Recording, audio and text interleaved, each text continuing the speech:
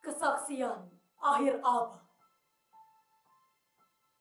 Karya W.S. Rendra.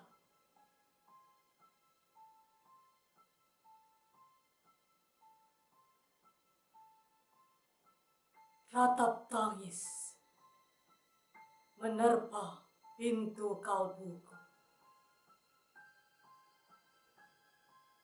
Bau anyir darah mengganggu tidur malamku.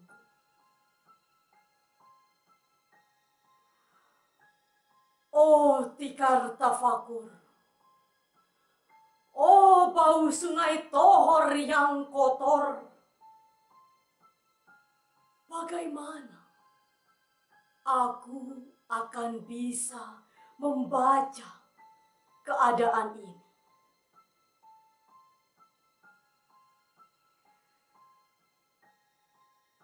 Di atas atap kesepian nalar pikiran yang digalaukan oleh lampu-lampu kota yang bertengkar dengan malam,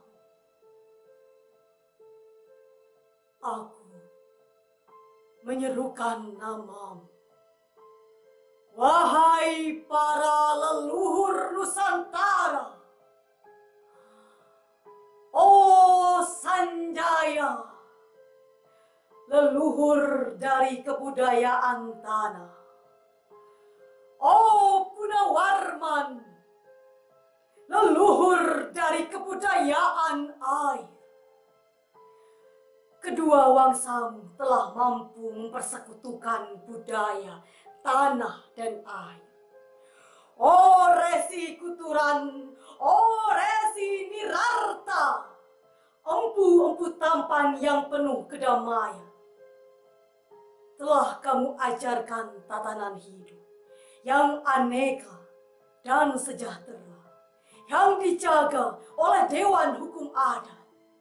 Oh, bagaimana aku bisa mengerti bahasa bising dari bangsaku kini?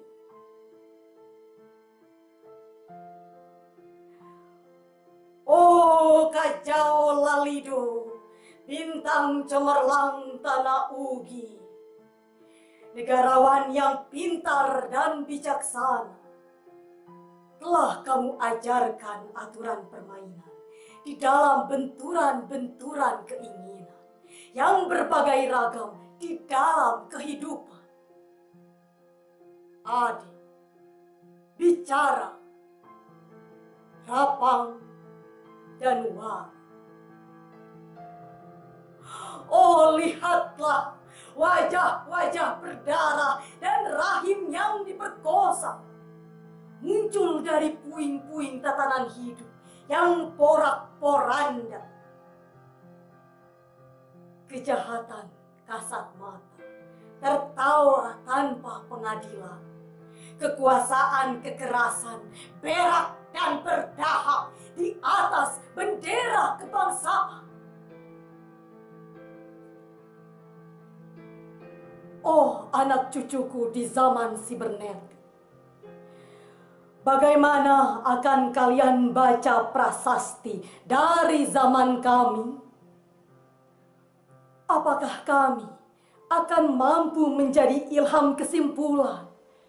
Ataukah kami justru menjadi sumber masalah di dalam kehidupan? Dengan puisi ini, aku bersaksi bahwa rakyat Indonesia belum merdeka. Rakyat yang tanpa hak hukum bukanlah rakyat merdeka. Hak hukum yang tidak dilindungi oleh lembaga pengadilan yang mandiri adalah hukum yang ditulis di atas air. Bagaimana rakyat bisa merdeka bila polisi menjadi aparat pemerintah dan tidak menjadi aparat hukum yang melindungi hak warga negara? Bagaimana rakyat bisa merdeka bila birokrasi negara tidak menjadi aparat rakyat, melainkan menjadi aparat pemerintah yang berkuasa? Bagaimana rakyat bisa merdeka bila hak pilih mereka dipasung? Tidak boleh memilih secara langsung wakil-wakil mereka di Dewan Perwakilan. Dan juga tidak boleh memilih secara langsung camat mereka, bupati, wali kota, gubernur, dan presiden mereka. Dan partai-partai politik menganggap rakyat hanya abdi partai yang dinamakan masa politik partai, kawula partai, atau hamba partai.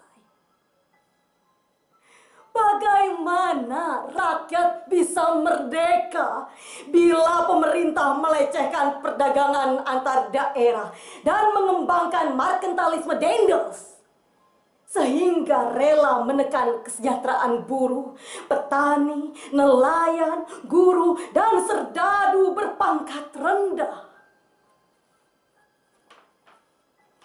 Bagaimana rakyat bisa merdeka bila provinsi-provinsi sekedar menjadi tanah jajahan pemerintah pusat?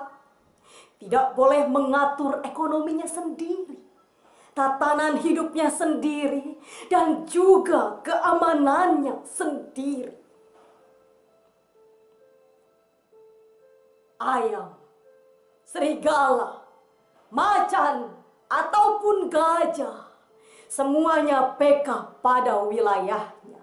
Setiap orang juga ingin berdaulat di dalam rumah tangganya. Setiap penduduk ingin berdaulat di dalam kampungnya. Dan kehidupan berbangsa tidak perlu merusak daulat kedaerahan. Hasrat berbangsa adalah naluri rakyat untuk menjalin ikatan, daya cipta antar suku yang penuh keanekaan kehidupan, dan memaklumkan wilayah pergaulan yang lebih luas untuk merdeka bersama. Tetapi, lihatlah selubung kabut saat ini. Penjajahan tatanan uang, penjajahan modal, penjajahan kekerasan senjata, dan penjajahan oleh partai-partai politik masih merajalela di dalam negara. Dengan puisi ini, aku bersaksi bahwa sampai saat puisi ini aku tanda tangani, para elit politik yang berkedudukan ataupun yang masih di jalan tidak pernah memperjuangkan sarana-sarana kemerdekaan rakyat. Mereka hanya rusuh dan gaduh memperjuangkan kedaulatan golongan dan partainya sendiri. Mereka hanya bergulat untuk posisi sendiri. Mereka tidak peduli kepada posisi rakyat, tidak peduli pada posisi hukum, posisi polisi, ataupun posisi birokrasi. Dengan picik, mereka akan mendaur ulang malapetaka bangsa dan negara yang telah terjadi. Oh, Indonesia. Indonesia. Negara yang kehilangan makna. Rakyat sudah dirusak asas tatanan hidupnya. Berarti sudah dirusak dasar peradabannya. Dan akibatnya dirusak pula kemanusiaannya. Maka sekarang negara tinggal menjadi peta. Itu pun peta yang lusuh. Dan hampir sobek pula. Pendangkalan kehidupan bangsa telah terjadi. Tata nilai rancu dusta, pencurian, penjarahan, dan kekerasan halal. Manusia sekedar semak belukar yang gampang dikacau dan dibakar. Paket-paket pikiran yang murah dijajakan, penalaran amarah yang salah mendorong rakyat terpecah belah. Negara tidak mungkin kembali diutuhkan tanpa rakyatnya dimanusiakan. Dan manusia tak mungkin menjadi manusia tanpa dihidupkan hati nuraninya. Hati nurani adalah hakim adil untuk diri kita sendiri. Hati nurani adalah sendi dari kesadaran akan kemerdekaan pribadi. Dengan puisi ini, aku bersaksi bahwa hati nurani itu, meski dibakar, tidak bisa menjadi abu. Hati nurani senantiasa bisa bersemi, meski sudah ditebang putus di batang. Begitulah fitrah manusia, ciptaan Tuhan yang Maha Esa. Candi Ceto, 31 Desember 1999.